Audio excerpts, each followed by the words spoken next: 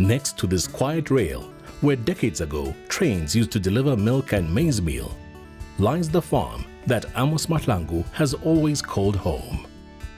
The land now falls under a community property association, and here Amos farms with maize, soya and cattle, successfully so with his own money. Ngikuthanda kakhulu ukusebenza kule ndawo le inokudla. Indawo eBradford ngikhululekile ngivele khona ngasebenza iplus nje ngafuna umsebenzi. Kuba mnandi nje futhi ngiyalima manje mina. Singilima kwami mhlambe ngathi ngifunda ngangifundanga manje ngidlula abantu abafundile ngokusebenza nje. His next step is buying equipment, as timeous availability and cost of contractors pose a bit of a challenge, especially since he has increased his soya to a whopping 22 hectares. He managed a harvest of over 2 tons per hectare and has stored some as seed for next year. Usoya ngathoma ngutshala u5 hectare. Ngathi ngitshala u5 hectare wesoya ngabuthi hayi hoyino. Lo soya musunemali nawo akhosi imali eningi kakhulu ngoba ufaka irand ufake leli vila.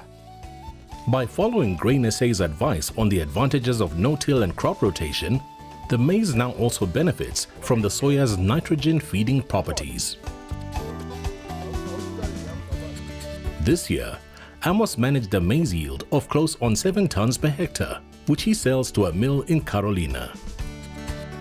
This energetic farmer's cattle are as impressive and well-fed throughout the year. Bulls are sold between 8 and 10 months and serve as his bank. He also keeps goats, while the chickens are cared for by his wife Telina. And they both derive tremendous joy from their fun-loving granddaughter Mimi.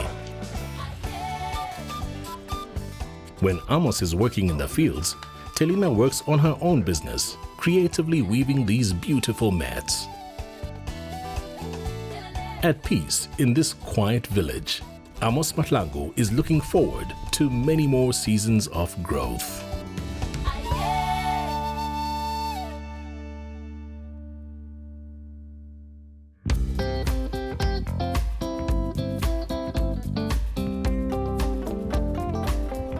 Out in nature, on the communal lands adjacent to the Osizweni township, Nati Hadebe is happy, grateful to be his own boss.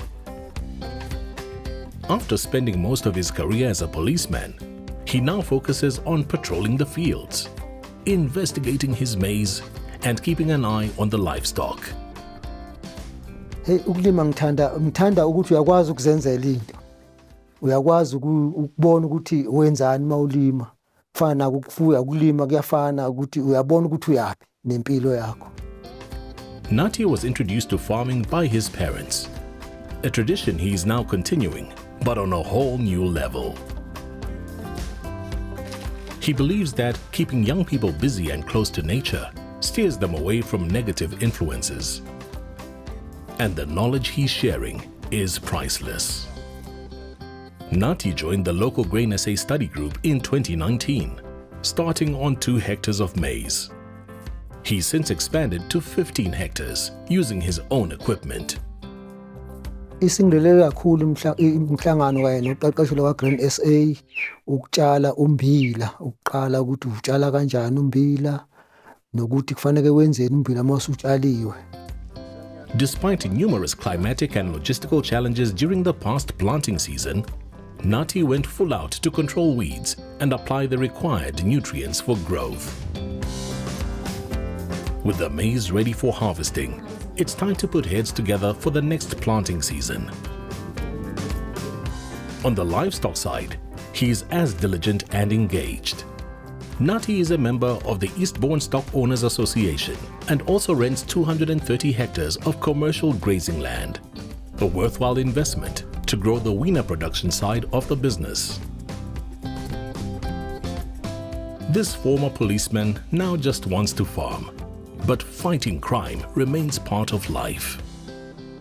Inkinga ekakhulukazi kuba ukugangelwa kakhulu abantu badlumbila bayawutshontsha umbila abantu kule ndawo kufanele ngempela mozosebenza kuyo uyimisele ugade ngaso sonke isikhathi.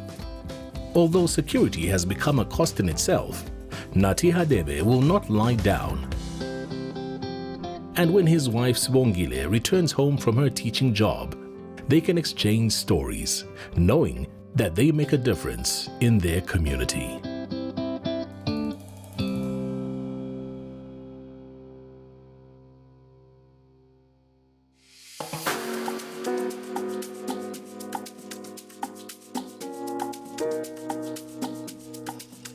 Barely 27 years old, Siphamandla Matlinza is making his mark on the family farm near Utrecht in KZN, thanks to parents with foresight.